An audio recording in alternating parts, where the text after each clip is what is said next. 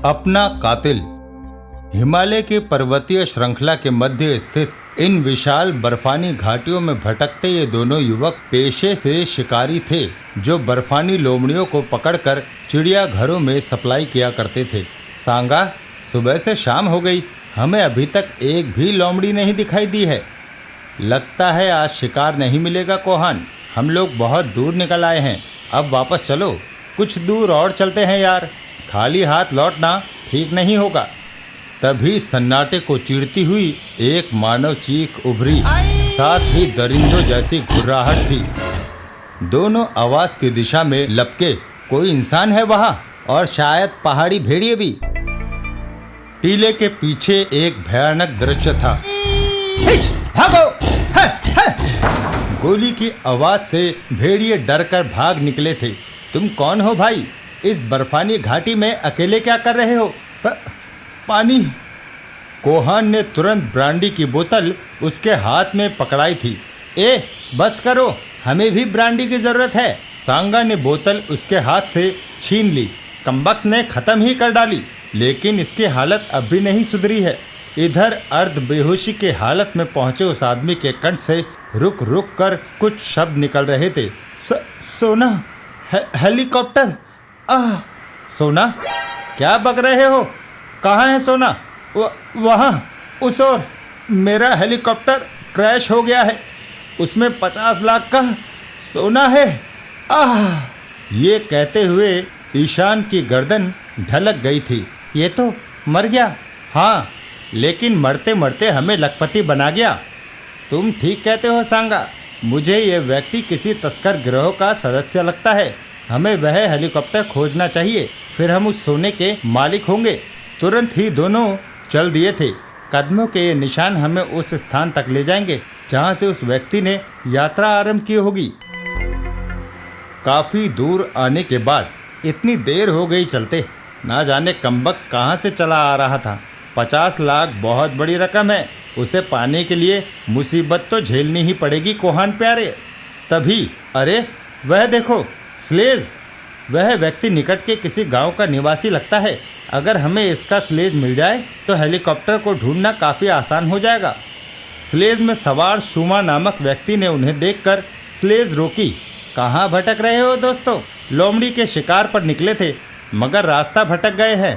तो आ जाओ, मैं तुम्हें निकट के गांव तक छोड़ दूंगा। ठीक है।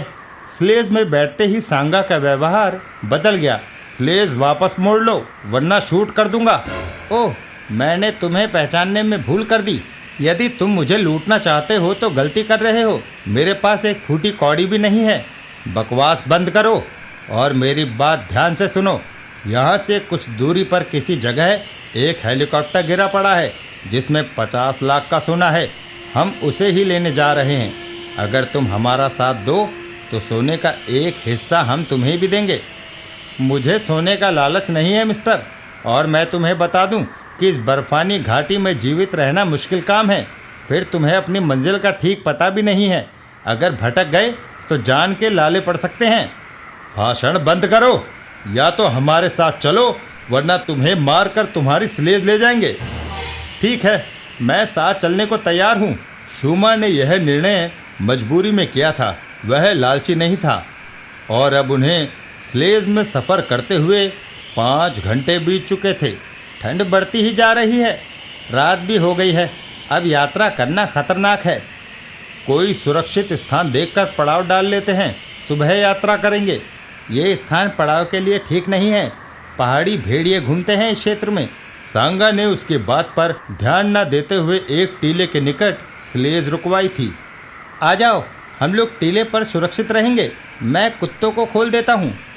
लकड़ियाँ जमा करके उन्होंने अलाव जलाया। लकड़ियाँ गीली होने के कारण पूरी एक माचिस आग जलाने की कोशिश में ख़त्म हो गई है। फिक्र ना करो, एक माचिस मेरी जेब में भी है। खाना खाकर वे बर्फ पर ही लेट गए थे। सांगा को नींद नहीं आ रही थी।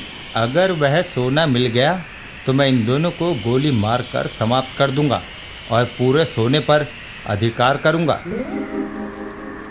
आधी रात के समय अरे नीचे पहाड़ी भेड़ियों ने उनके कुत्तों पर हमला कर दिया था। उफ, ये भूखे भेड़िए कुत्तों को मार डालेंगे। सांगा और कोहान ने तुरंत राइफलें संभाली। पलक झपकते ही उन्होंने 2 भेड़िए मार गिराए थे। शेष भेड़िए डरकर भाग निकले थे। भाग गए कमबख्त। लेकिन हम अभी नीचे नहीं जाएंगे। भेड़िए बहुत चालाक होते हैं, शायद दोबारा हमला करें। सुबह हुई तो वे टीले से नीचे उतरे। ओह, 2 कुत्ते मर चुके हैं और 3 घायल हैं। ओह मेरे प्यारे कुत्ते, ये सब तुम्हारे कारण हुआ है। बको मत शूमा, अब ये घायल कुत्ते हमारे काम के नहीं रहे। इन्हें भी गोली मार देते हैं। नहीं, मेरे कुत्तों को मत मारो। इसे बकने दो कोहान, तुम कुत्तों को शूट कर दो। मगर मेरे पास तो गोलियां खत्म हो चुकी है। लेकिन मेरे पास कुछ गोलियां हैं। इकलौता बचा कुत्ता डरकर एक तरफ को भाग लिया था। सांगा, तुमने मेरे कुत्तों को मार दिया। सांगा के एक ही मुक्के ने शूमा को बर्फ पर ढेर कर दिया था। आह, मेरे पास सिर्फ एक ही गोली बची है, वरना तुझे भी शूट कर देता। कान खोलकर सुन लो तुम दोनों, मुझे उस सोने को हर हालत में प्राप्त करना है। अब हम पैदल ही आगे चलेंगे। किसी ने इनकार किया तो मैं उसे मार डालूंगा। मैं तो इनकार नहीं कर रहा यार। स्लेज में रखी कुल्हाड़ी भी सांगा ने उठा ली थी। चलो आगे बढ़ो, तुझे सजा अवश्य मिलेगी पापी। बर्फानी तूफान आने वाला है। अभी वे कुछ ही आगे बढ़े थे कि तूफान आ गया। ओह आह! उन्होंने एक टीले के ओट में पनाह ली थी। तीनों एक दूसरे को पकड़कर बैठ गए। ओह, ठंड बहुत बढ़ गई है। ब्रांडी निकालो सांगा। बोतल में जरा सी ब्रांडी है, ये किसी को नहीं मिलेगी। ये नाइंसाफी है Sanga. Shut up you bastard.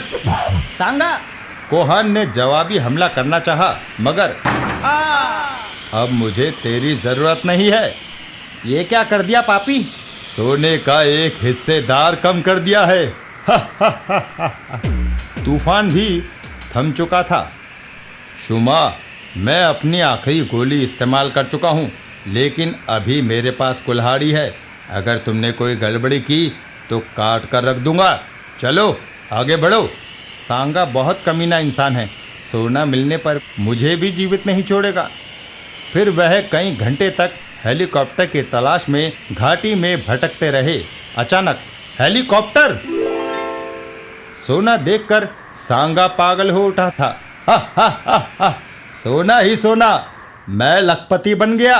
अगले ही पल सांगा की आंखों में दरिंदगी उभर आई। सोना मुझे मिल गया। अब मुझे तेरी कोई जरूरत नहीं, तेरा मर जाना ही ठीक है।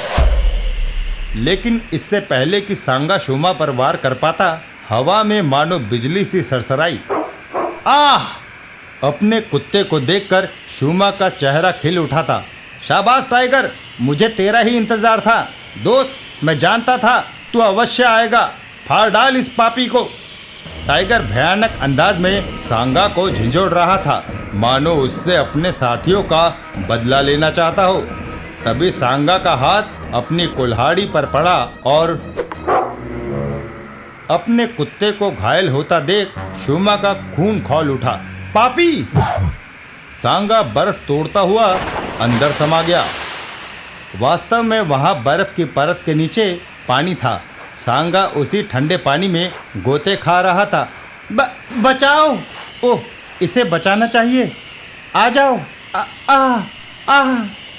पानी में भीग जाने के कारण सांगा के होश गुम हो चुके थे। ठंड से मेरा शरीर अकड़ रहा है। मुझे गर्मी चाहिए। यहाँ गर्मी कहाँ से आएगी? माचिस तो कोहान की जेब में थी, जिसे मारकर तुम पीछे छोड़ आए हो। शून्य से भी कई डिग्री कम तापमान और शरीर गीला होने के कारण कुछ ही मिनटों में सांगा के शरीर का खून जमने लगा। आंखों में अंधेरा छाने लगा। मुझे बचा लो शुमा, मुझे वापस ले चलो। क्यों? 50 लाख का सोना नहीं चाहिए? भाड़ में गया सोना, मुझे जिंदगी चाहिए। मैं जिंदा रहना चाहता हूँ। आह! कोहान भी जिंदा रहना चाहता होगा, जिसे तुमने मार डाला। सांगा कुछ बोला नहीं तो शुमा ने उसे छूकर देखा। ओह, ये तो खत्म हो गया। ठंड से शरीर भी अकड़ गया है। इस इंसान को देख ले मेरे यार, सोने के लालच में अपने मित्र को मार डाला और अपना जीवन भी गंवा दिया। लानत है ऐसी दौलत पर, जिसका मोह इंसान को दरिंदा बना देता है। शुमा को उस मनहूस सोने में कोई दिलचस्पी नहीं थी। अतः वह अपने प्रिय कुत्ते के मार्गदर्शन में अपनी दुनिया की ओर लौट गया।